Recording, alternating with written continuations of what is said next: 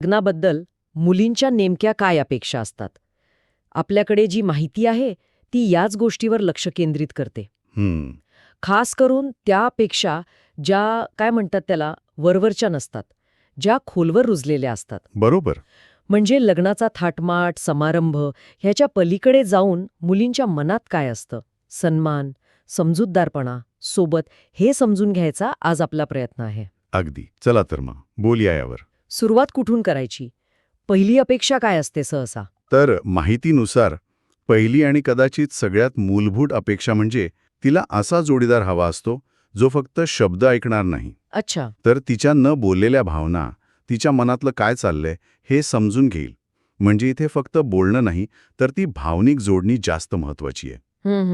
म्हणजे ती का खुश आहे किंवा कधी शांत का आहे याचं कारण समजून घेणारा. अगदी.